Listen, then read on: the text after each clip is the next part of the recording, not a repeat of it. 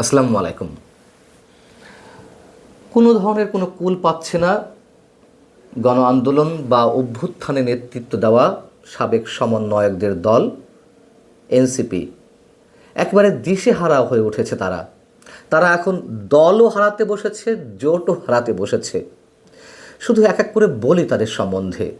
এবং তার আগে একটু বলে রাখি যে তারা যে নতুন জোট গঠন করেছিল, একটি সংস্কার গণতান্ত্রিক সংস্কার জোট, সেটিও ভাঙতে বসেছে। আবার এনসিপির মধ্যেও অনেকে একে একে পদত্যাগ করা শুরু করেছে। শুধু এটুকু জানিয়ে রাখলাম। শুরু থেকে যদি একটু বলতে হয় যে এনসিপি গঠন করতে না করতেই আমি আপনাদের জানিয়েছিলাম এই বছরের শুরুর দিকে সম্ভবত লন্ডনে তারেক রহমানের কাছে প্রস্তাব দেওয়া হয়েছিল। সেটি অবশ্য জামাতের পক্ষ থেকে দেওয়া হয়েছিল যে এনসিপিকে 50টা আসন, জামাতকে 50টা আসন এবং বিএনপি 200 আসন নিক, এইভাবে একটি সমঝোতার ইলেকশন হোক। সেটি তারেক রহমান একেবারে ডিনাই করেছিলেন, সেটিও আমি আপনাদের জানিয়েছিলাম। যাই হোক, পরবর্তীতে এনসিপির যে তর্জন গর্জন, তারা নিজেরাই 300 আসনে প্রার্থী দেবে এবং নাসিরুদ্দিন পাটোয়ারি, এই দলের সিনিয়র যুগ্ম আহ্বায়ক, তিনি বলে বসলেন যে এনসিপি 200 আসন 250 আসনে একাই জিতে আসবে। মানে স্বপ্ন দেখার তো একটা লিমিট থাকে, অথবা মানুষকে ভূগোল পালানোর একটা লিমিট থাকে। এই ধরনেরই তর্জন গর্জন তারা করেছিল। পরবর্তীতে কী হলো, আমরা দেখলাম যে বিএনপির সঙ্গে জোটবদ্ধভাবে নির্বাচন করার জন্য তারা এগিয়ে গেল। বিএনপির কাছে প্রস্তাব দেওয়া হলো। বিএনপিও তাদের একটু নাচিয়েছিল, একটু বাজিয়ে দেখার চেষ্টা করছিল যে কতদূর কি যায়। পরবর্তীতে আমরা দেখলাম যে সেই ধরনের কোনো সমঝোতা বিএনপির সঙ্গে হয়নি, ছিটকে পড়লো এনসিপি। পরবর্তীতে এসে আবার শুনলাম যে 4 দল মিলে একটি জোট হবে, সেটিও হলো না, মানে যার মধ্যে এনসিপি থাকার কথা ছিল। পরবর্তীতে আমরা দেখলাম যে 3 দলের সমন্বয়ে একটি জোট হলো, নাম দেওয়া হলো গণতান্ত্রিক সংস্কার জোট। তার মধ্যে আছে এবি পার্টি, এনসিপি এবং রাষ্ট্র সংস্কার আন্দোলন। তো এই যে কদিন আগে এই জোটটি গঠিত হয়েছে, পরবর্তীতে এসে তারা আবার জামায়াতের সঙ্গে আলোচনা শুরু করলো।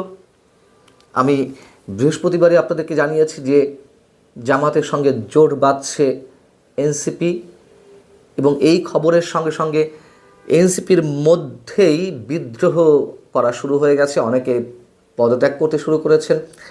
কোনো সমন্বয়ক যেমন আব্দুল কাদের, তিনি তো বলেই ফেললেন যে জামাতের গর্ভে বিলীন হয়ে যাচ্ছে এনসিপি।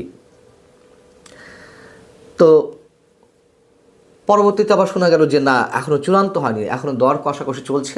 এনসিপি 50টি আসন চায়, জামাত 30টি আসন দেবে এবং জামাত প্রতি প্রার্থীকে, এনসিপি প্রার্থীদেরকে 1.5 কোটি টাকা করে দেবে। এগুলো আমি আপনাদেরকে জানিয়েছি।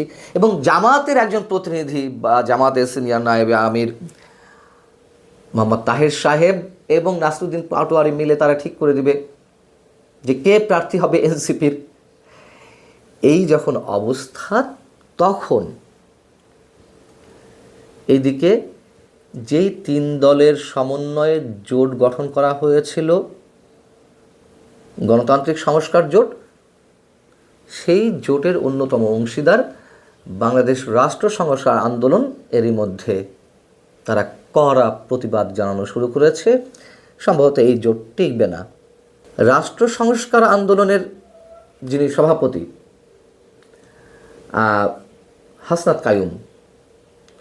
হাসনাত কায়ুম রীতিমতো শুক্রবার সংবাদ সম্মেলন করে বলছেন যে এই খবরটি যদি সত্য হয়ে থাকে যে জামাতের সঙ্গে এনসিপি বা এবি পার্টির কোনো সমঝোতা, এই ধরনের কোনো সংবাদ সত্য হয়ে থাকলে তাহলে বলতে হবে যে তারা জোটের রূপরেখা মানছে না। এবং তিনি স্পষ্ট করে বলেছেন যে গণতান্ত্রিক সংস্কার জোট যখন গঠন হয় তখন তার মধ্যে 2টি বিষয় ছিল অঙ্গীকারাবদ্ধ অবস্থায়। তিনি ব্যাখ্যা করে বলছেন যে জামাত অগণতান্ত্রিক এবং ধর্মীয় ফ্যাসিবাদী শক্তি, আর জুলাই গণ অভ্যুত্থানের পর থেকে কিংবা ঐকমত্য কমিশনের নোট অফ ডিসেন্ট দিতে দিতে সংস্কারের প্রায় প্রতিপক্ষ বা সংস্কার সম্পর্কে বিএনপি আগ্রহ হারিয়ে ফেলেছে, এমন একটা অবস্থান স্পষ্ট হয়ে উঠেছে। এসব কারণে জামাত ও বিএনপির বাইরে দাঁড়ানোর জন্য একটা তৃতীয় শক্তির জোট আমরা গঠন করতে চেয়েছিলাম। এই হচ্ছে এক। আর দুই হচ্ছে কোনোভাবেই জামাত বা বিএনপির সঙ্গে ঐক্যবদ্ধ নির্বাচনী রাজনীতি করা যাবে না এই জোটভুক্ত যে তিন দল তাদের কারোর। কিন্তু সেটি তারা করার চেষ্টা করছে এমন খবর পাওয়া গেছে, এবং এটি হয়ে থাকলে তারা আমাদের যে সমঝোতা, আমাদের যে আলোচনা, সেটি এরই মধ্যে লঙ্ঘন করেছে।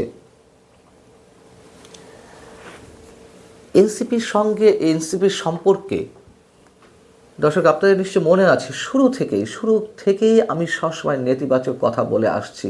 কি কারণে? প্রথমে তো এদের চোখে স্বপ্ন দেখতে চেয়েছিলাম, কিন্তু এরা আমাদের আশা ভঙ্গ করেছে, আমাদের মোহ ভঙ্গ করেছে, স্বপ্ন ভঙ্গ করেছে। যখন তারা নিজেরা একটি রাজনৈতিক দল গঠন করতে চাইল এনসিপির আত্মপ্রকাশে আগে, তখন এনসিপির মধ্য থেকেই সাবেক সমন্বয়কদের অনেকেই বিরোধিতা করেছিল যে আমাদের কাজ শেষ, আমরা একটি ফ্যাসিস্ট শক্তির অপসারণ করেছি, তাদের বিদায় ঘটিয়েছি, আমাদের কাজ আমরা করে ফেলেছি, আর কোনো কিছুর প্রয়োজন নেই। আবার জাতীয় পর্যায়েও এই ধরনের কথা তো নানানভাবে আলোচনা হচ্ছিল যে স্বাধীন বাংলাদেশের ইতিহাসে অথবা বাংলাদেশ স্বাধীন হওয়ার আগেও এই ভূখণ্ডে ছাত্র নেতৃত্বের সমন্বয়ে যেসব গণ আন্দোলন বা গণ অভ্যুত্থান সংঘটিত হয়েছে, সেই ছাত্র নেতৃত্ব তারা সবাই তাদের নিজ নিজ জগতে ফিরে গেছে, অন্তত পড়াশোনার জগতে ফিরে গেছে। কোনো রাজনৈতিক দল তারা গঠন করেনি। এরকম অনেক উদাহরণ রয়েছে।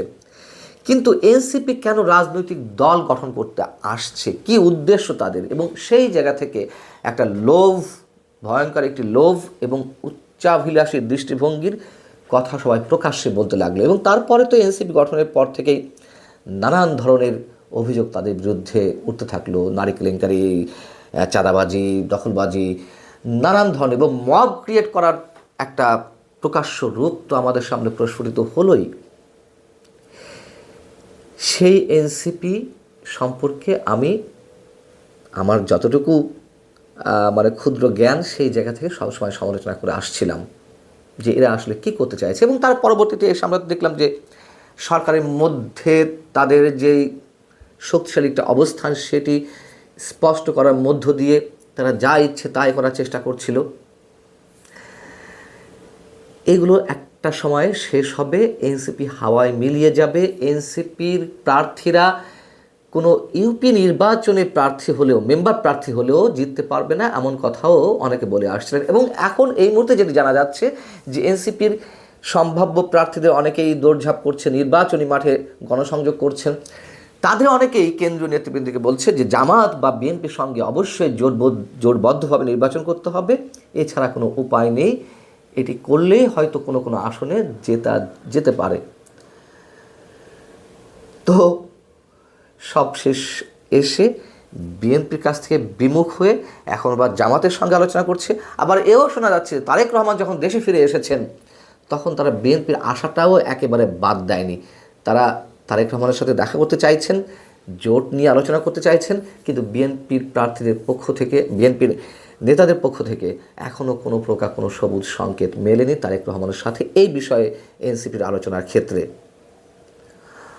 অতএব এনসিপি যে জোটটি গঠন করেছিল, এনসিপির সহ গণতান্ত্রিক সংস্কার জোট, সেটি যেমন টিকছে না মোটামুটি বলা যেতে পারে, আবার এনসিপির মধ্য থেকে উল্লেখযোগ্য অনেক নেতা বেরিয়ে যেতে পারে।